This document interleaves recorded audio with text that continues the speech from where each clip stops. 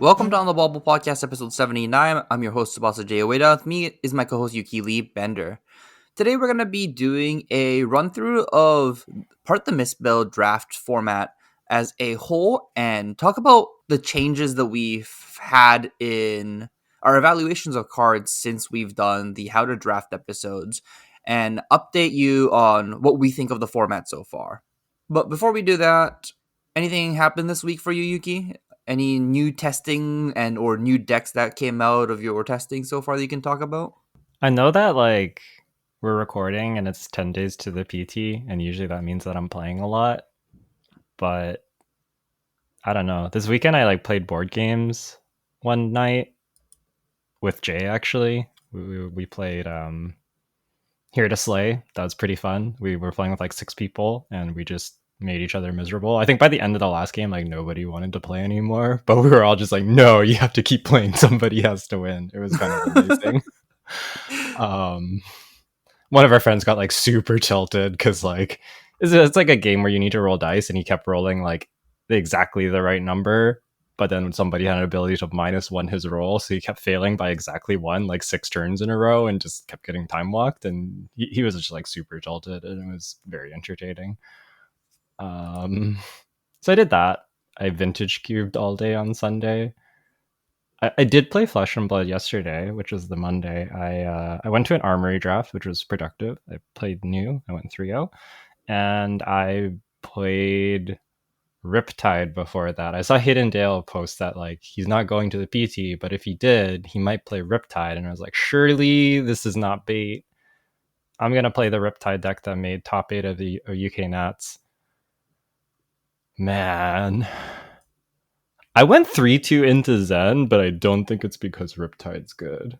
I think the person I was testing with just his deck just I don't know, didn't do anything multiple games. I had so many 3-card 9s. It was kind of insane.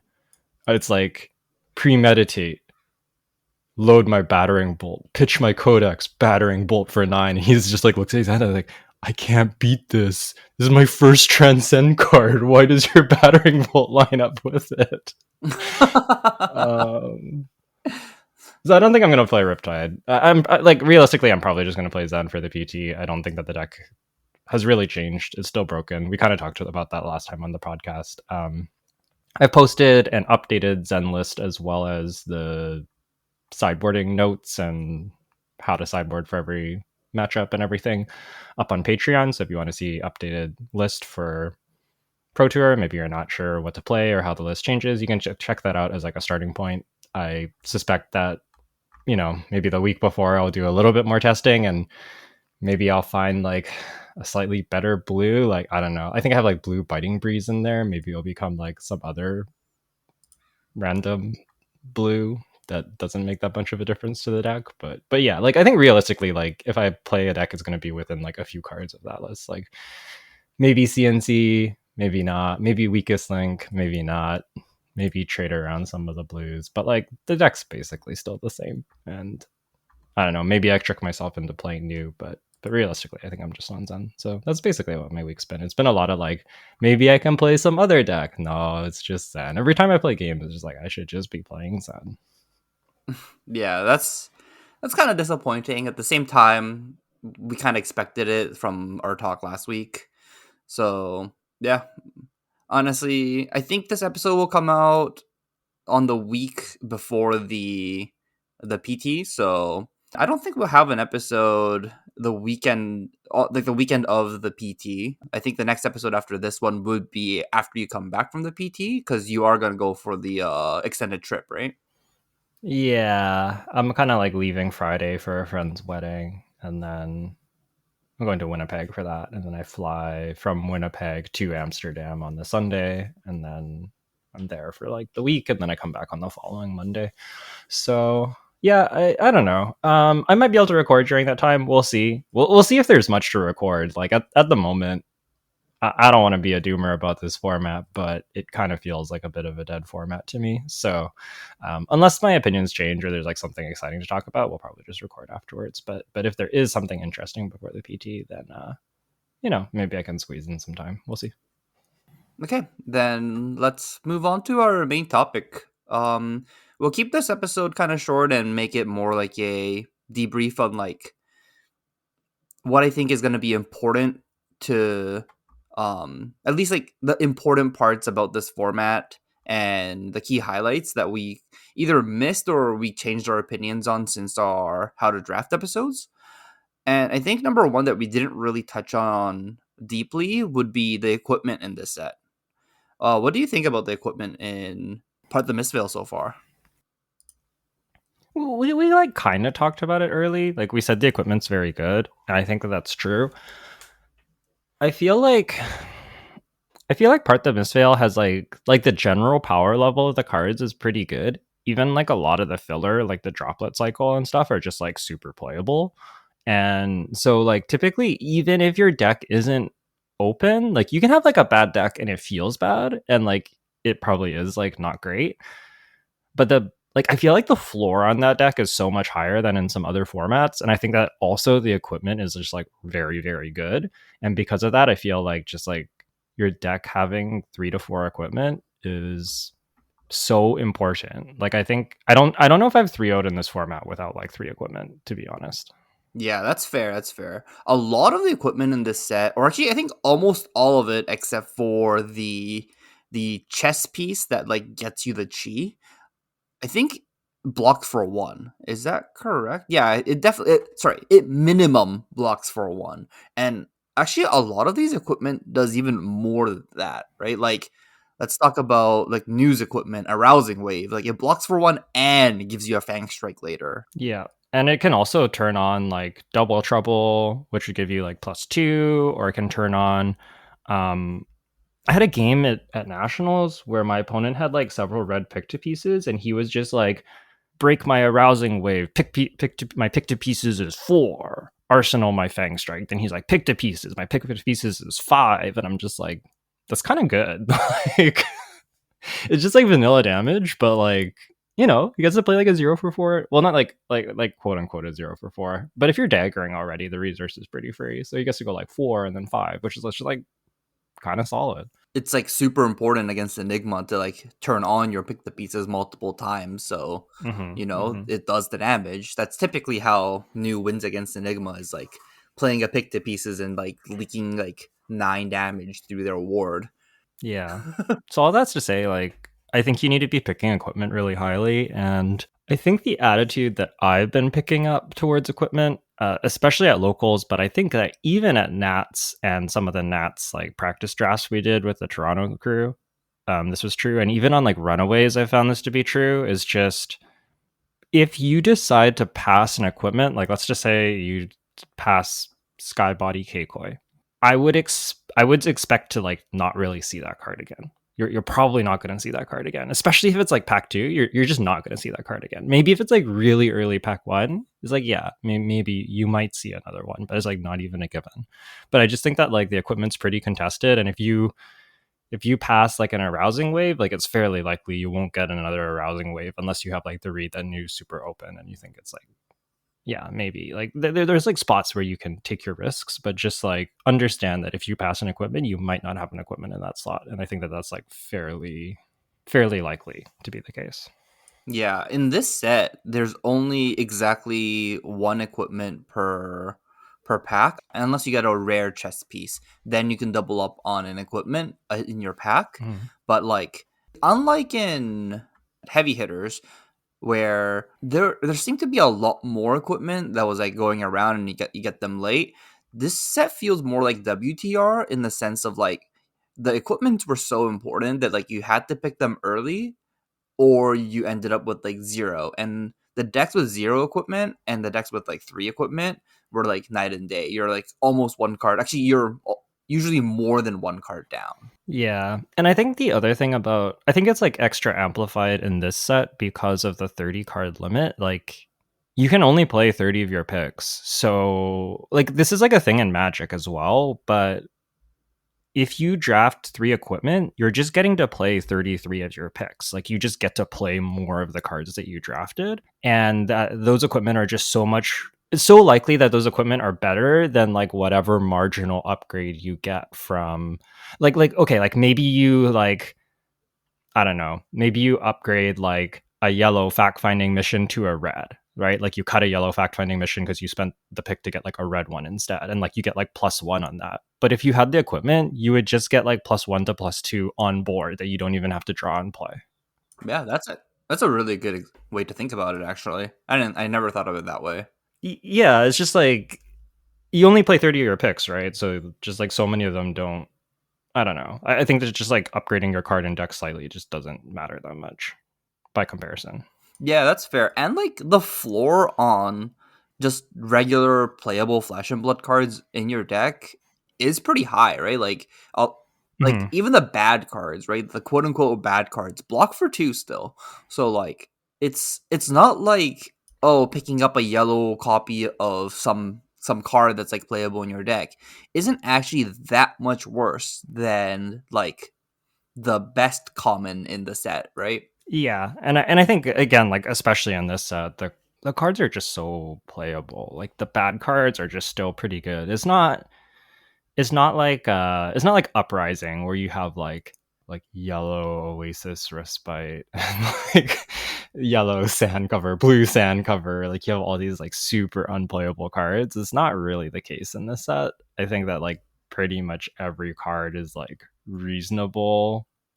Maybe like some of the blue illusionist auras are like pretty bad. Blue Evasive Leap. I've sideboarded cards out to sideboard in blue evasive leap before and felt good about it. That's ridiculous. That's crazy. I did evasive leap, a drop in the ocean. It was sick. I don't. Okay, you know what? That's struggling for playables. I guess if you wanted to cut like a 5 power. No, I did it into new. Yeah, I did it into new. I was just like, I need blues in my deck, and I can't play this. I can't give her this like 7 power. So we play blue evasive leap, and it was like fine. I had like a bunch of transcend cards. I don't think you should put blue evasive leap into your deck the vast majority of the time. But I had like 3 drop in the oceans, and I was just like, this is kind of fine, and it was kind of fine. Okay, you know what? Yeah, it's better than losing to your own card later. Yeah, yeah. And I had enough of the like you need a blue and pitch cards. Like I think I had like several like waxing specters and I was just like I need blues. Like I just need to draw blues. Yeah, that's fair. That's fair. But yeah. So I don't know. There are a few bad cards in this set, but even most of those bad cards have like some like kind of niche playable scenario. Is kind of what I would say. And do you want to move on to the next class of cards, which would be the Mystic cards?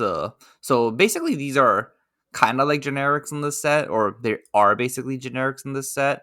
A card I really wanted to talk about, I think that we talked about a lot in our episode, which is Path Well Traveled. But I feel like this card just keeps on like getting better and better and better the more I play with it. How have you felt about this card? Like we talked about how this card's really, really strong with like the droplet and friend cycle. Do you still pick this card really highly? Yeah, I still pick this card really highly. I think that like especially getting the first one, just like it feels like it gives you like it makes those droplet cycle and even second tenant cycle so much better. The second tenant are the ones where you get like +2 draw a card or go again if you've transcended. I guess like Pathwell Travel doesn't really combo with the go again one. The go again one's just kind of like always good, but yeah, it works really well with like Tide or Moon where you like draw a card or you get +2. But basically, like I feel like you get so many more playable cards that are like actively good in your deck if you have Path Well Traveled in your pile. Even if you just have like one of them, you can draft like one or two of those like like Tidal Surge, and it's just pretty sick. So yeah, I still really like Path Well Traveled. I agree with you. I'm very high on this card still, and it keeps getting better. One thing I'll say is, I think that like a lot of players have identified the Path Well Traveled plus like Droplet and Friends deck as like a safety valve on your deck, where if you're drafting Zen and maybe Zen is like a little bit overdrafted and you're like like the third Zen or something, and you're just like not getting great Zen cards, you can kind of like supplement your deck with this Path Well Traveled and blue cards, and then you just like end up with like a pretty strong deck anyways. And I think that that's like generally true about the format, but I'll say that I don't think this plan works as well for new.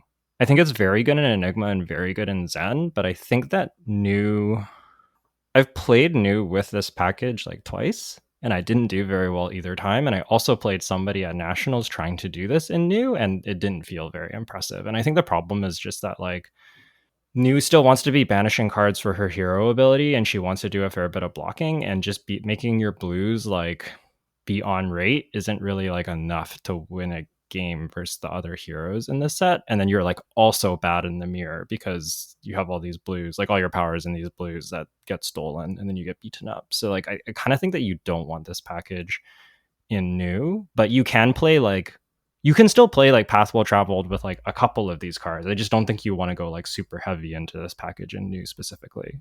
Has been my experience. That makes a lot of sense. Yeah, I think almost always Droplet plus Pathway Traveled is like good in everyone, but yeah, Yeah. like it might be if you're just trying to play like spillovers and stuff like that. Rising Tide, Tidal Surge, these are the ones that cost 1, 2, or 3.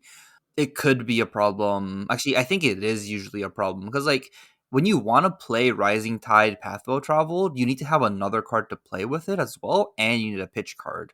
So it's kind of hard to like convert Rising Tide, Path Well Traveled, the two floating resource, and use the go again because your weapon isn't that efficient, and it's just kind of hard to like convert it into a really efficient turn most of the time because like doing something like Rising Tide, Path Well Travel into a dagger is you're just like directly on rate, and Mm-hmm. doing that isn't good enough, right? Like you need to do one more thing after that, and typically has to be a red. I think to be clear, like I like Path Well Traveled, and I like it in new. And I'm okay playing. Like, I usually don't want Rising Tide, but I think even Rising Tide would be okay as like one of your. We talked about having like 2 to 3 efficient ways to transcend, and I think if you have that as like one of your efficient ways to transcend, it's like not bad, right? Like you go like 5, you path while traveled it gets go again, you threaten the dagger swing, and then you new ability and play some stuff off of it. Like that's fine, but like that's like a once per game kind of thing, and how you close the game, and you need all the stealth cards to get there. But I've seen people draft like a pile of like, and I've tried drafting like a pile of like you have like 6 of these, and you have like 2 to 3 path well traveled, and like that just doesn't. Well, that's like pretty good in like Enigma because it just makes like all your hands convert and be good. It's not, and same thing for Zen. I think it's a lot less powerful in new. Yeah, because you end up with like their banish zone with like 2 banish cards and neither of them's blue. Yeah, yeah. And even if you can like convert your blues for like decent damage, you like play one, you give it go again, you play another one, and you're like, cool, I did like 12, and they're just like block, and you're like, oh, okay. Like I don't know, I don't have anything else. So it's like pretty underwhelming in her. But having like a little bit, like a splash of this is like pretty good. Is there any other card, Mystic or generics, that you want to talk about before we move on? Wide Blue Yonder, I wanna shout out. I think that when we talked about this card in our set review, we said it was like pretty close to unplayable because it doesn't give you anything if you haven't pitched a blue. I think as I played more with this card, it's like a pretty decent way to transcend. You can play it on an attack when you've already pitched for that attack, which is like usually the case. And then it will get +1 from that. But if you use it to transcend and transcend in response to it, you get like +2. So this is kind of like a 2 for 0 go again at blue that allows you to transcend. And I found this in your pitch deck can be a pretty decent card. I've especially liked it in new. It being able to target your weapon is like pretty important. I've found myself often in spots where my opponent like wants to correctly save their equipment for my daggers in the end game because they don't want me to get action points to be able to use more of their banish. But I've done things like swing my dagger, they put an equipment in front of it, wide blue yonder transcend, it gets +2, and like even if they have like 1k koi, you're still coming over for 1, then you get the hit effect, and you've transcended, and you get to like play multiple things, and you still have like a resource floating if you want to play like boots or something. So I found like wide blue yonder to be like a really really really efficient way to transcend in new, and I think it's decent in Zen as well. Probably not so good in Enigma, and you probably need to sideboard it out against new, but yeah, card pretty okay. I don't think it's like a super high pick, but it's like it's decent. Yeah, when you get it kind of late or like middle of the pack, it's kind of sick, right? Yeah, yeah. Like mid pack, I'm looking for like I don't. There's like kind of maybe not like an amazing card. I'll be like, I'll pick this up. This is like just like one of my ways to transcend all on its own, and that's like pretty good. I think with new, you really do need to be thinking about the pitch stack. I guess we can go and start talking about new more now, but I think just to start off, in like all the draft formats that we had so far in Flesh and Blood, new is one of the only heroes that I feel like you kind of need to play towards your pitch stack, or you are gonna have a hard time closing out the game. Like it's really hard to just win off of like playing red stealth cards and like using like a venomous bite on it, unless you have like the mythic rares like Just the Nick, Persuasive Prognosis, and I would even count Double Trouble as them, as like in the same kind of power level cards. But like if you are like somewhat lacking in these kinds of cards, if you're not playing towards your pitch stack, I don't know how you can effectively win the game. What do you think? Yeah, I find like almost all of my new games go to pitch stack. I think I agree with a lot of what you said. And like often it just like turns out that like often like the efficient thing you can be doing is just like blocking with 2 to 3 of your cards, in a lot of matchups anyways. And you're kind of like always have like pseudo fatigue as like a win condition into like basically every matchup. Like the mirror is like usually decided by fatigue at this point for me.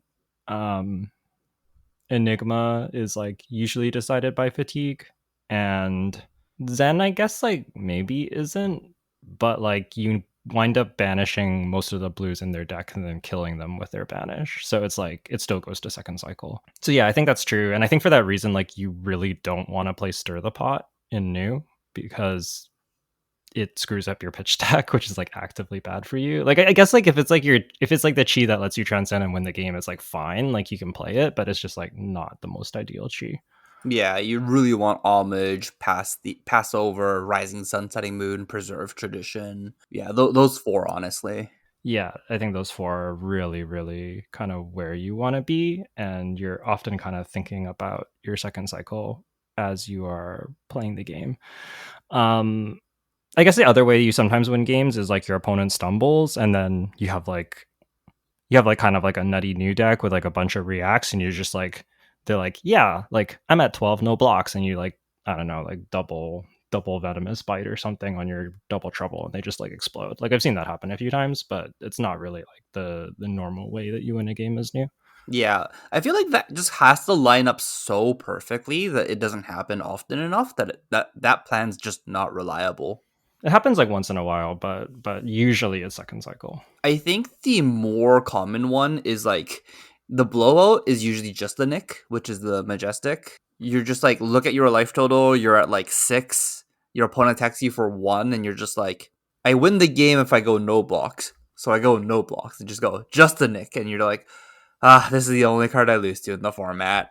Good games. Yeah, it's like kind of impossible to play around and very, very efficient. Yeah, so I agree. New is like very much you need to be planning out both your draft and your gameplay. I think because of that, there's been like a little bit of change in some of our evaluations of cards. One of them is that like Intimate Inducements is just a super real card. I kind of like the red one where you look at the top 4 cards, target Mystic or Assassin attack gets +1 attack action, and then and you pick one of their 4 cards. If it's a blue, it gets 0 block and it gets put in front of it, and then you get to reorder the top of their deck notably.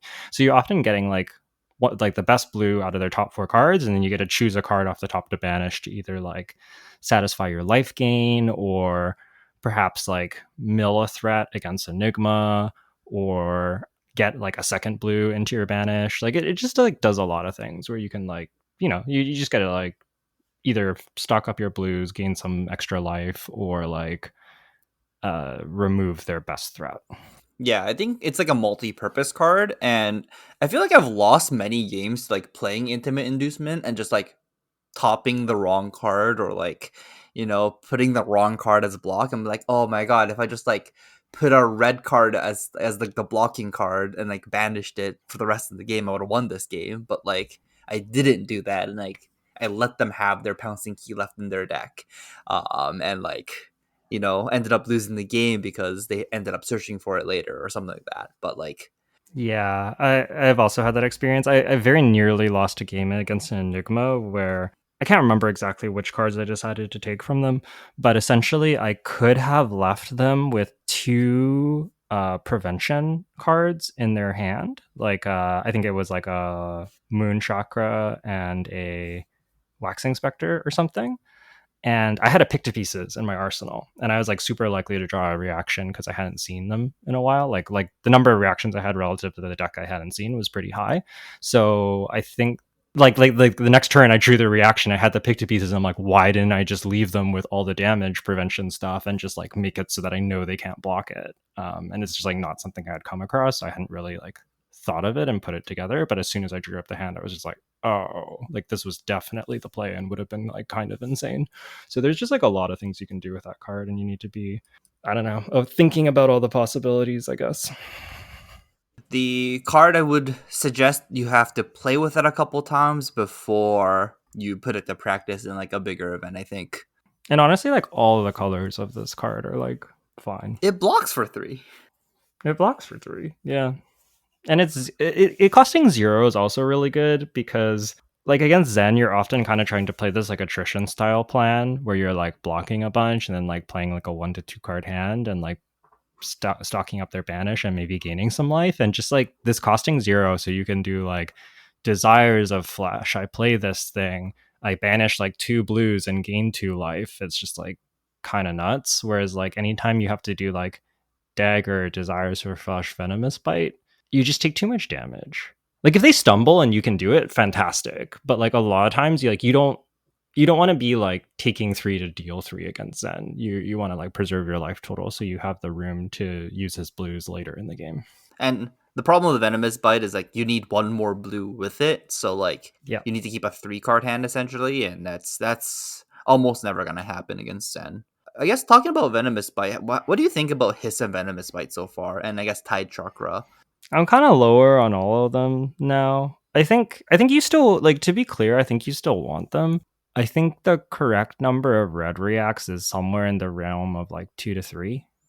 3 is probably a little bit nicer. Like I had a deck last night that had 2 red reacts and I managed a 3-0 with it. And I think it was like kind of fine. And I've been feeling like just having like the good stealth count, the good ways to transcend, and then like a couple red reacts is like almost kind of like all that new needs. I think the biggest difference between 2 and 3 red reacts is you need to kind of like be a little bit more careful with them if you only have 2. Whereas if you have 3, you can like super comfortably block with 1 or 2 of them. Whereas when you have 2 of them, like usually you need to play like 1 like hiss or venomous bite to like have enough damage to get them low enough to like be able to close the game. So I kind of want some of these, but like I don't think I want like 4 to 5 of these. Like I see some people draft, it's just like too much. Yeah, I feel like a lot of the games where new kind of like gets swamped and lose is like the games where they draw too many reactions and not enough stealth cards, or like it's just the decks that doesn't have enough stealth cards and too many reactions, and they'll be like, oh man, my 4 venomous bite deck lost, and I'm like, I wonder why. Maybe it's because you have 2 stealth reds in your deck. Yeah, I've been playing a lot more stealth cards lately. I've been playing like, like 7 red stealth cards, a couple like 2 to 3 red reacts, a couple red generics, and like been pretty happy with like that style of deck. I feel like that style of deck is like you get less high roll deck, like high roll games of like where you end up winning before second cycle, but then you kind of like force your opponent into the second cycle spot, so then you can like pitch stack and win the game. And it feels like more consistent. It feels like a more consistent way to win more than trying to like high roll your opponent with double venomous bite. Yeah, I think I agree with that. It's like weird. It's like almost hard for me to put into words what makes these decks work and what is the difference between a good version and a bad version, because I feel like there's like good versions and bad versions that look close on the surface but just like don't function the same way as each other. And it's like hard to like fully articulate what it is. I think a lot of it is like, how well do you transcend? What is the quality of your stealth cards? Do you have like, do you have the right ratios? Do you have like, I don't know, do you have the right reactions to pair with them? Do you have the equipment? I think is a huge one. Like, I guess when I'm saying I'm lower on the stealth attacks, I'm also assuming that I have the reaction gloves and boots. I think that just like having those is so good and fills out like that fills out so much of the need for your reactions, and then you can just play like a couple actual reactions, and then you just like have the onboard ones, and that's like all that you need, rather than like trying to play like a whole bunch of ones in your deck. I think is kind of like what I've been favoring. But yeah, it does feel like you need a particular balance of it. I've posted a couple of these new decks. I think my one at Nationals is kind of this style of new deck, and the one that I drafted last night, I don't know if I posted it yet, but I should be by I should have posted it by the time this episode's out.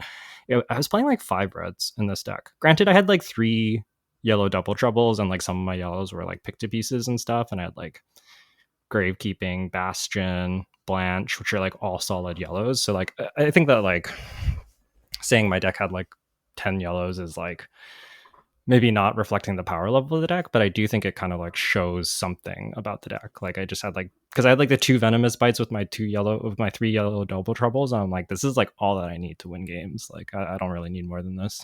Yeah, your deck looked really good. I ended up playing Yuki in second round, and I think I could have won that game if I like pitch stacked properly. I ended up misplaying, bricked my second cycle hand on one of the turns, and got swamped out at the very end of the game. Like she played my Blanche like 2 turns in a row, and the game wasn't ended up being not even close. But if I properly pitch stacked, I think I could have squeaked it out. I don't know. It would have been closer at least. It would have been very, very close. It would have depended if I would have been able to if I could get to a spot where I could keep 3 cards and play my pick to pieces that I preserve traditioned and then like venomous bite it. You probably would have folded to that, but it's a matter of whether I could get to that spot or not. It's hard to say. Yeah, yeah. It's Fletch and Blood's a hard game to say if you made like one change in play, like changes like all the plays for the rest of the game. So like, Yeah, yeah, that's so true. okay, do you want to move on to Enigma next? Yeah, we can talk about Enigma next. I think Enigma's the hero that I kind of like. My evaluation of the cards like changed quite a lot. I think the most improved card for me, since we did the episode, is Vengeful Operation. We did talk about this card in the episode, but I wasn't picking this card that highly. And then now I'm just like, I look at this card and I'm just like, sweet, this is the card I want. Obviously, Spectral Manifestations, the red one's like insane. Waxing Spectre, insane. But I'm talking about like, I look at a pack, I don't know what I want to pick. I see a Vengeful Operation, I'm just like, this is a card I want. I'm like third picking, fourth picking Vengeful Operation. And like pack 2, I'm just like, oh, sweet, it's a Vengeful Operation. No red Spectral Manifestation, no red Waxing Spectre. Oh, Vengeful Operation. Very good. It's like, I'm almost at that point. It blocks for 3, and it does like exactly what I want to like make the Enigma deck like as consistent as possible. Yeah, yeah, I think having this with some 0 cost auras that you can like put down on the board and then they get the counter so they have go again after they've cleared your board is so good, because I think we've talked about this a lot in Enigma, but just like often protecting your board is kind of a trap unless your opponent like blocks and goes down on cards, and then it's easy to protect your board. But anytime they don't do that, you're supposed to just be like letting your board fall and hitting them. And Vengeful Apparition kind of plays perfectly into that game plan, while also just being a block 3, which is something Enigma is just like pretty interested in. So I agree. I think all the colors of this card are very, very good. And I'm pretty happy to pick up this card as well.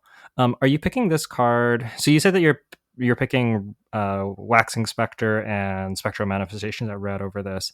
Are you picking this card over like red Fact Finding Mission, red Bastion, red Blanche type cards? Not Red Blanche. At this point, I'm taking it over Red Fact Finding Mission. I think Red Blanche being like a 3 for 7 is just too good. Battlefront Bastion I think, is still too good of a card.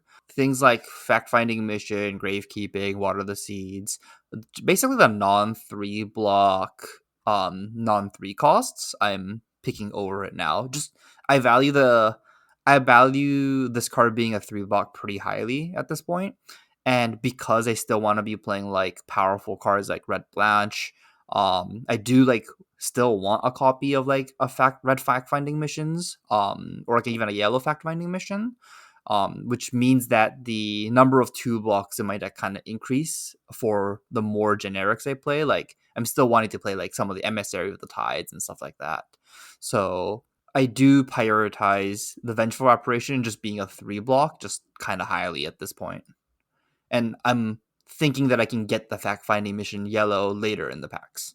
That makes sense. That makes sense. Yeah, I do think that the 3 blocks really important. I think 3 blocks, especially 3 block blues, but even just 3 blocks in general, are like pretty good in Enigma. And Vengeful Apparition is probably just like one of the 3 blocks with the most upside. Maybe like some of the second tenants are up there, but like it's like just like one of the 3 blocks that is like the most playable. Whereas like you're happy to play like the first tenant cycle Enigma just as blue block threes, but like you're never really playing those cards for the most part. Yeah, Whereas like Vengeful Apparition is just like a relevant card that you can play. yeah, I feel like in that sense, I would like kind of think of it as like it's a strict upgrade to the first tenants because you can play them. Yeah, exactly, exactly. Like it might not be that much text, but sometimes your opponent can't pressure you enough, and you're just like looking at your 4 card hand, and you're just like, "Huh, how do I convert this?"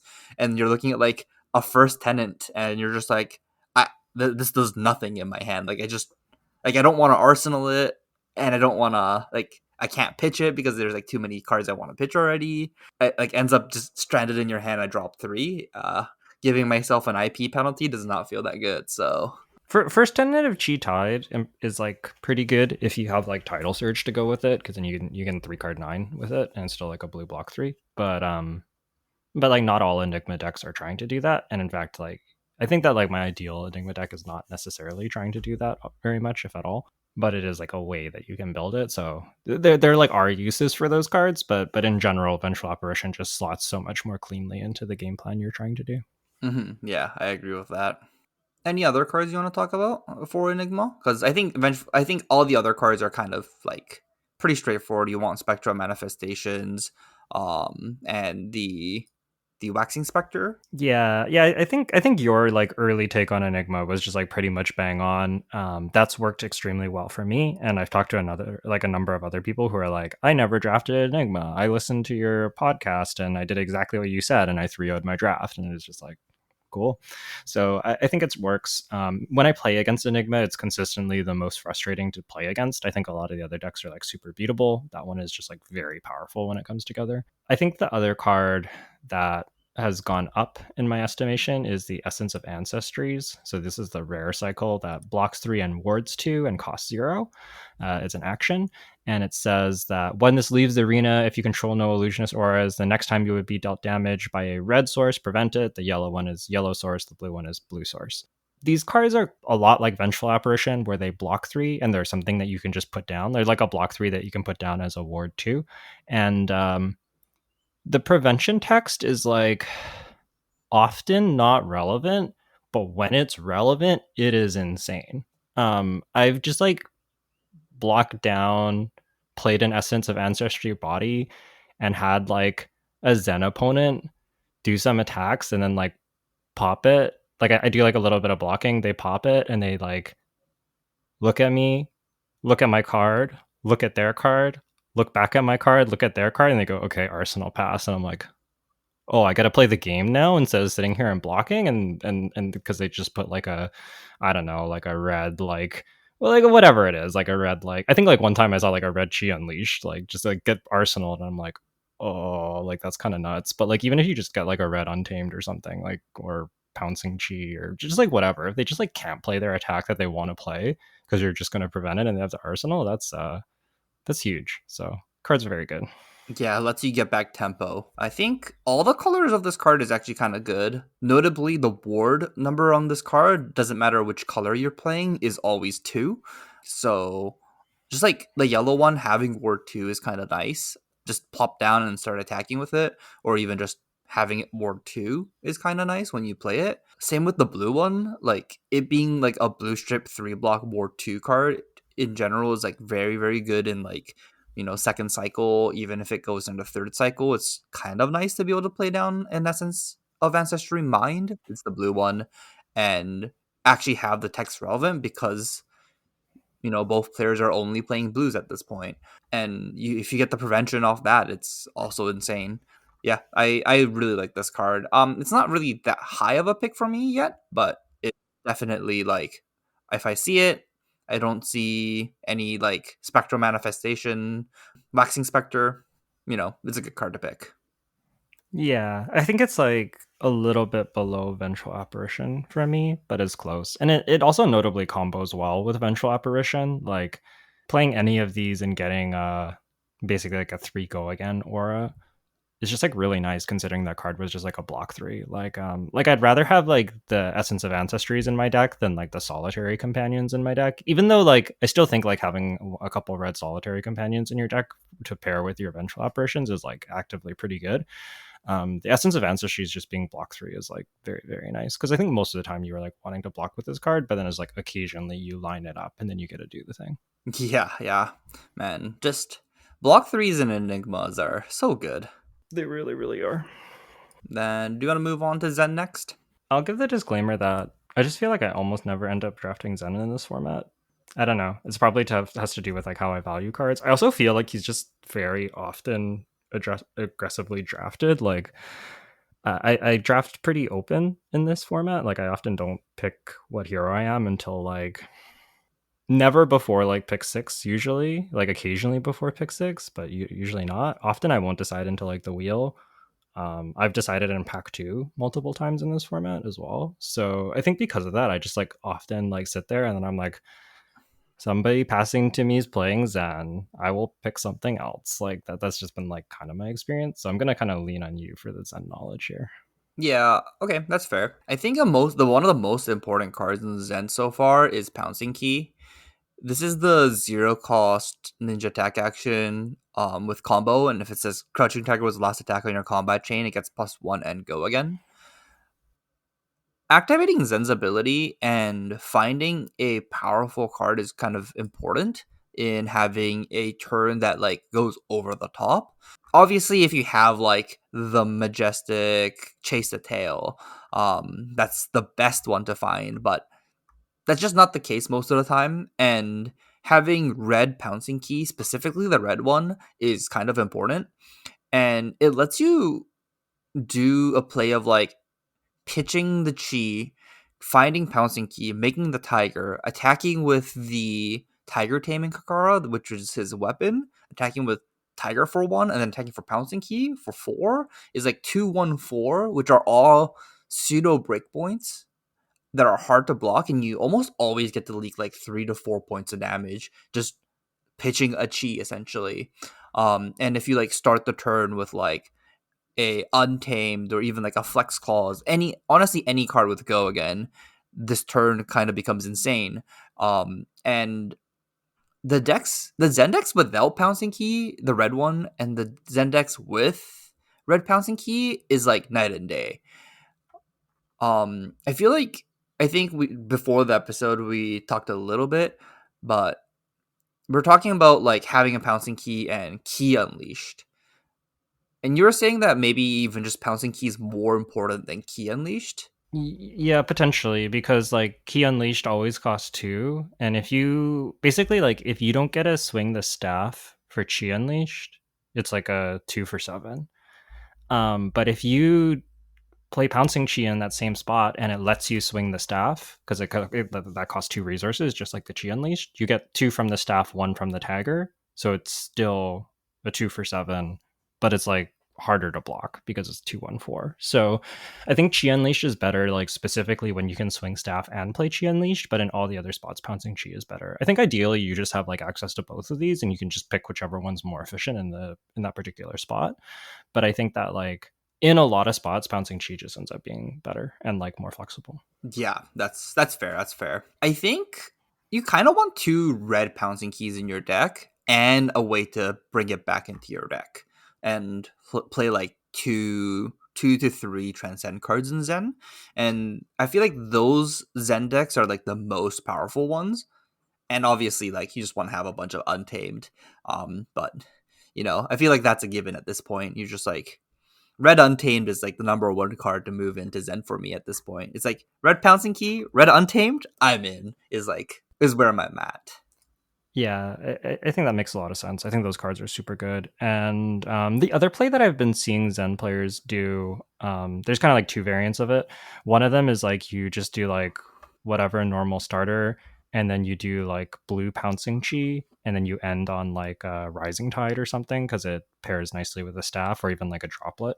So you can do like staff, tiger, blue pouncing chi, rising tide, and it's just like super efficient because like the blue pouncing chi and the rising tide is like 2 card 7. And you can also do something similar where you transcend and then you transcend into pouncing chi, and then you get to like play a rising tide at the end because you've had the trend because you've like played the blue earlier in the chain, and it like kind of makes up some of the value that you had from having to like play a blue to transcend early on. So I've seen some people do some neat stuff with like droplet cycle in their deck, and pouncing chi is usually a part of that because it has go again and it costs 0, so it's kind of like easier to pair all of those together. Yeah, honestly, any turn where you get the pouncing key and actually use the go again off the pouncing keys is always an insane turn.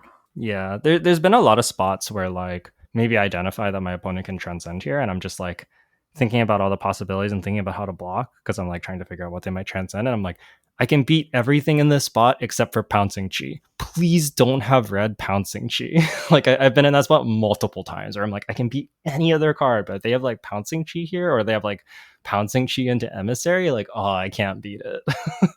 I've also just had Zen decks where like I didn't have any red pouncing key, but I had like 2 yellows and a blue or something like that, and that deck did not feel that good. It's like obviously had some other issues with the deck as well, but like if those 3 pouncing keys were like red pouncing keys, it's just like I would have been able to win most of those games. And just like the difference between like 1 power in the Zen decks is kind of a big deal, and I feel like it's more of a big deal in Zen than in the other 2 heroes on the set. And you really need to make sure that your cards are like slightly above rate. Because I think the big difference between like Zen and Phi, because we kind of talked about how Zen's sort of like Phi, is like I think Phi is consistently like 1 to 2 points better on average, but then like because like he just gets to play like lava burst and like his sword comes in for like 3, and he gets the phoenix flame and is like 1, so like anytime you get to do the weapon plus the phoenix flame, that's just like 4, and Zen's just like 3, and you have to like go to the work through the work to make the tiger. So like he's just like usually a little less efficient than Phi was. And because of that, I think you kind of need to have like all these breakpoints to like, make your opponent leak damage. Because I know as like new, like sometimes it's the most annoying thing is I'm just like, I want to just like get 9 block out of my hand and then like play this Desires of Flesh. But like my Zen opponent might not let me get 9 block. Like if they attack for like a bunch of like 2s and 4s, I'm just like, oh, like it's so annoying. Yeah, the tiger taming weapon is just like so annoying to block because it hits for 2, and like I'm in the drafting process, I'm like so highly prioritizing the 3 blocks. I sometimes draw like 4 3 blocks, and I'm like, do I even block this tiger taming? Like, what do I do here? Yeah, it's super annoying. Bastion is like amazing into Zen because of this, but I think that like the community has understood how good Bastion is, and you just don't get to play very many of them typically. Yeah, I miss those days when I got like 5 Battlefront Bastions. Yeah, yeah. Most of the times now I get like 1, like 0 to 3, honestly, like 0 to 2, honestly. Yeah, there's lots of decks where I have 0 Bastions. Please let me have my Bastions again. This card was so good. The other card I'll mention in Zen that I actually want to go back and watch more of our new national champion, Sunny Yang. I want to watch more of his draft games and maybe even CC games. I felt like he really understood Zen very well, and I was kind of going through some of the limited coverage, and he was doing a lot of very cool stuff with Zen and draft. Some of the Rising Tide stuff that I mentioned, I saw in his deck, and I also see him use Red Blessing of Chi. We talked about this card being sneakily good, but I saw him use this card in his draft, and it was just like it's so insane. Like almost every time, just getting to get the Crouching Tiger and it gets +3 on your next turn. Like he was just like so able to like. I think Zen's like often in this position where he has all the tempo because he's like the most above rate deck and he just like hits you. So you often have to like kind of wait until he starts to stumble or run out of gas. And just being able to be like, I have all the tempo. now I'm gonna like play this Blessing of Chi arsenal and my next turn is gonna be like 15 damage is just terrifying. That's kind of interesting. Yeah, making your opponent think that like they get to block the last attack and it being a blessing a key instead is kind of devastating, isn't it? Yeah. I've also like seen spots where like I can't remember what stream it was now, but I saw a stream where like the opponent like started blocking early, like they blocked like the tiger taming Kakura because they're like, I'm gonna have to block. Like they're probably gonna come in with like 2-4 or something, and then it was just like two, and they blocked, and then there was like Blessing of Chi, and they couldn't block more, but they had like also already given up a card from their hand, and they're just like, no, like I wish I didn't block at all. Like you could just like tell that they were just like, this is so bad for me that there's like not more attacks coming here, and like my hand doesn't really convert, and just like, oh. Mm. Yeah, surprising. There's a lot of times where you look at your 4 card hand and you can't convert it well. Yeah, yeah, it's so true. So yeah, I think Blessing of Chi just like sometimes putting your opponent in that spot and just like being like, can you convert your hand? Because if you can't, you're just dead. Is really powerful. I feel like that's basically like not everything about this format, but like it's our like kind of like an updated take on some of like the cards that we either undervalued or didn't talk about enough. Was there any other cards you wanted to mention before we wrap up the episode? I don't think so. I think those are basically like all the cards that kind of like stand out as maybe like over underperforming a little bit, or like where our evaluations changed.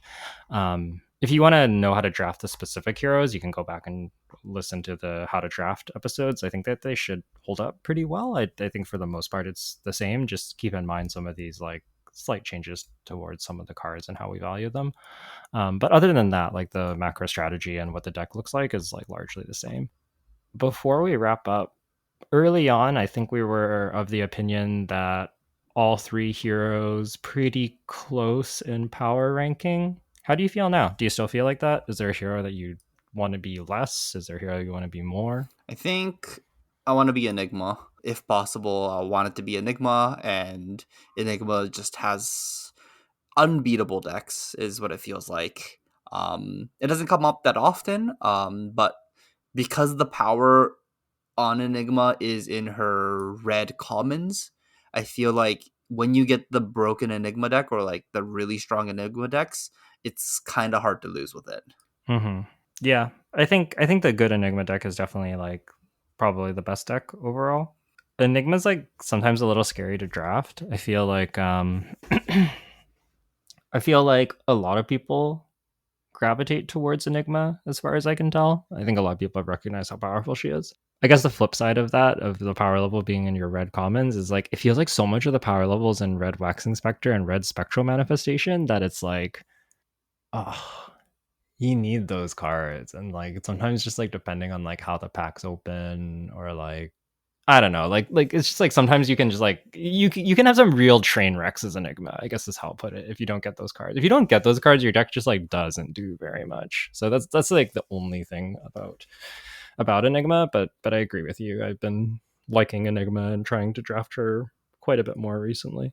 Yeah, it's. I feel like it might even be to the point where I think like if you had like 8 super good drafters in a pod, you're supposed to like pick up the Waxing Spectre as like hedge picks, and then like end of pack 3 or like sorry early pack 3, you're supposed to actually like cut Waxing Spectre aggressively, even if you're not in Enigma, just to make sure you don't get like blown out by the 4 Waxing Spectre 3 Red Spectral Manifestation decks.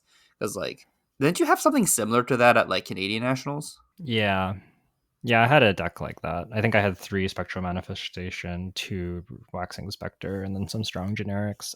Yeah, I don't know if I would quite get to the point of like cutting cards from it, but like hate drafting. I don't know if I'm quite there with you on that one. But I do think that speculating on like a Waxing Spectre is really really strong, and often like people hate drafting next to me. I feel like there's been multiple people that tell me this, especially in this format. But like I'm pretty happy to like draft Enigma and like pick up like a waxing, like maybe I have like a Waxing Spectre and then pick up like one or two vengeful apparitions, and then just like a whole bunch of equipment and generics and mystic cards in pack one, and then just be like, pack two, do I see the other like the spectral manifestations or something? Okay, we're in. No? Oh, okay. I can still draft like any hero because I just have like a pile of equipment and like good generics and mystic cards.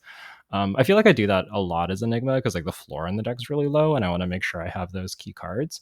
And you can kind of like sometimes like if you just like you can like I don't know. I think a lot of people like run into this thing where they're like, there's two illusionist cards in this pack. There's two illusionist cards in this pack. There's two illusionist cards in this pack, but like you can't draft illusionist because it's like yellow solitary companion, blue waning vengeance, and you're just like, I can't start drafting Enigma for this. So you can just kind of like draft the cards that like people actually draft Enigma for, and then just draft generics, and then you have like a lot of flexibility. Is how I've been drafting that deck. Yeah, I think that's fair. I think you move into Enigma when you see the second spectral manifestation or the second waxing specter. That's usually what I do. Is like when I see two reds of those cards, I'm like, okay, this deck is good enough. Like two copies is actually good enough, and then I'm looking for a way to like preserve tradition it or something like that. Mm-hmm. And obviously, if you get like four copies, your deck's kind of it's close to insane. And then I've seen decks with like six plus of these, and I'm just like, how do you ever lose? I guess you can like draw four of them in one hand, and you can't play any of that. Like that's the only way you lose is like you draw a four red hand and your opponent hits you for 15. It's like the only times you lose with that kind of deck. Oh, maybe. Sorry, go ahead. No, I was gonna say like if you draw them one by one, no way you're losing. Yeah. Yeah, I agree with that. I had a like interesting Enigma mirror. Enigma mirror is like very weird because it's snowbally. But I had an Enigma mirror where I started drawing my red spectral manifestations. I'm like, I still have a board because I'm ahead in this game. And I just started pitching them, and my opponent after the game was just like, this game was so cursed. Not only was I losing on board like horribly, but I saw you pitching the red spectral manifestations and like preserve traditioning a Blanche, and I just know that I'm so dead. If I can clear their board, they're gonna make new ones. Ha! Yeah, it's just like their second cycle is just like also insane. Like it's kind of gross. And on that note, Truth Retold, I kind of hate. I had a draft where, like, because it costs one to flip up, if I just had a Koi instead, there was like four different turns I would have won if it was a Koi, because like I would have been able to keep like one more card and take over the game, but I just couldn't. And then I ended up losing that game, and I was like, this card sucks. And I think that's like largely true. But I also do think if you're a little bit low on the go again threats, putting a waxing spectre to the bottom of your deck and just like having like one more good turn can be relevant. So it has like some upside. I think it has like more upside when your deck is bad than when your deck is good, if that makes sense. No, I agree with you. I almost never pick this card at this point. The only time I would pick this card will be like if I have Manifestation of Mirror Guy, and I'm like, if I play two manifestations, how do I ever lose? Yeah, yeah. I'm usually not trying to pick this card, but like sometimes you see it late because I think a lot of people realize it's not that good. And yeah, if your deck sucks and you don't have enough auras, Truth Retold can be like maybe a way to salvage it, but it's not ideal. Yeah, it can kind of save your draft, your Enigma draft. I think it can turn your like 1-2 Enigma draft into a 2-1 Enigma draft. Yeah, yeah, that's how I would put it. Like if you have the 3-0 Enigma draft deck, you don't even want this card, but like sometimes when you're like scraping by and hoping to get there, the Truth Retold can definitely have a place. So it's an interesting card. Yeah, I think it's well designed, honestly. I feel like Uphold Tradition is kind of like that too. Like if you have the Nuts deck, like maybe you just play Koi instead, but like Uphold Tradition letting you make Red Waning Vengeance into a Waxing Spectre is like it's like I don't know, it feels like a like you like throw the Enigma player a bone. It's just like, yeah, you didn't get any red waxing specters, but like here you can like build your own one, I guess. That is fair. That is fair. I think Uphold Tradition is like the card that saves your Enigma, like your mediocre Enigma draft decks into like kind of close to insane ones. But like the variants of the Enigma decks that only plays Waxing Specters and Spectral Manifestation as their threats. You don't even need Uphold Tradition. Like it's trinket decks at this point. Yeah. I agree. I think it's like not necessarily that important if you have the Insane Enigma deck, but if you don't have the Insane Enigma deck, the card's pretty good. So yeah, Yeah. it's interesting. All right. Anyways, I think we've rambled enough. We were gonna wrap up the episode, then we'd like talk for another like 5-10 minutes, but hopefully it was useful. Thanks for listening, everybody. Hope this helps you out if you're going to Pro Tour or if you're drafting more, maybe at your local game store or something like that. Um, you know, best of luck to you at your future drafts. And thank you all for listening. If you want to get in touch with us, Jay is at UAToJ over on Twitter, and I'm at Yuki Bender, also on Twitter. You can email us directly at onthebobble@gmail.com, or you can ask questions in our Patreon Discord. If you want to check that out, you can go to patreon.com/onthebobble. Um, thanks for listening. Have a good night. If you're going to the Pro Tour, good luck. I will see you there soon. I guess very soon. If you're, by the time you're listening to this, like very, very soon. Yeah. By the time this episode's out, very soon. All right.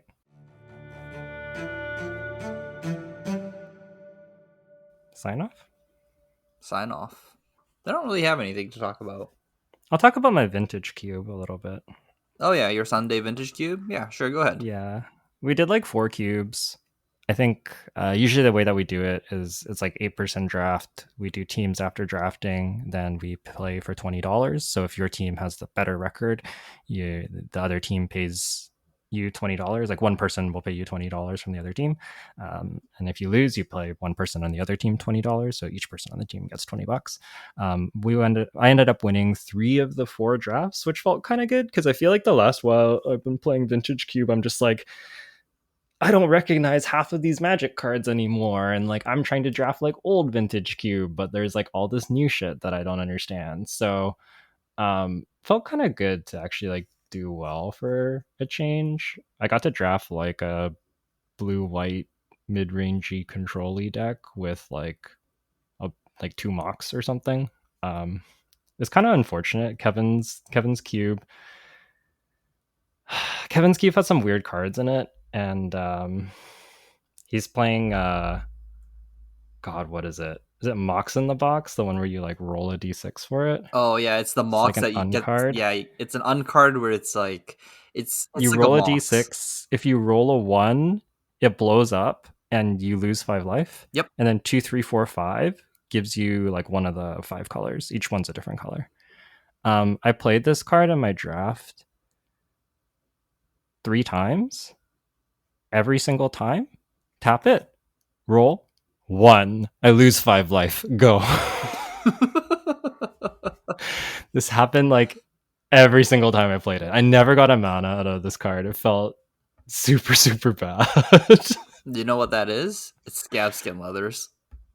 It's scab skin leathers. It's so true, but it takes a card out of your hand. It feels so bad. And you lose 5 life. No. That... Oh. So, anyways, yeah, I drafted a blue white control deck. I drafted like a black white mid range deck that had Time Walk on the conspiracy that lets you play it for colorless mana. So I just had like this black white dudes with lots of hand disruption, and then I Time Walk and kill you, which was pretty fun. I drafted some awful black green deck. It was real bad. Yeah, I don't have much to say. black green's not a real color pair in Vintage Cube anymore. I don't think. I don't think so either. My deck was also just my deck like had a chance to be good. I didn't pick up Natural Order because it wasn't very good in my deck, and then I drafted a few more dorks, and then I saw Craterhoof Behemoth, and I'm like, no, if I took the Natural Order, I could have won some games. Like I would have had like, I don't know, my deck was good, but like I had like a game plan and like a win con, instead Yeah, of just like, oh, my deck doesn't do anything. yeah. Green black and Vintage Cube nowadays is just like trying to put together unfair combos with like the black tutor cards and Mm-hmm. playing the green like big creatures for free. Yeah, maybe some green ramp. Nah, green ramp is like, I feel like green ramp is not a strategy you can do anymore. Like the elves are not good Not enough. not like a lot of it, but like a little bit of it. The blue white control deck that I played, I lost to Kevin because both games he just went delighted halfling, turn 2. Oko. It can't be countered. And I look at my hand of counter spells. I'm just like, I can't beat this. Yeah, control decks can't beat an uncounterable Oko. That makes sense. Pretty good. My last deck was like an artifact pile. Um, I tried to draft the Time Vault combo where you take infinite turns, but somebody cut the Time Vault even though I had already taken both keys. And then they complained to me. They're like, "Why did you cut me?" And I'm like, "I had both keys in pack 2. You took Time Vault in pack 3. How did I cut you?" um so that was pretty funny. And then our friend Richard was like looking at my deck. He's like, "How do you win?"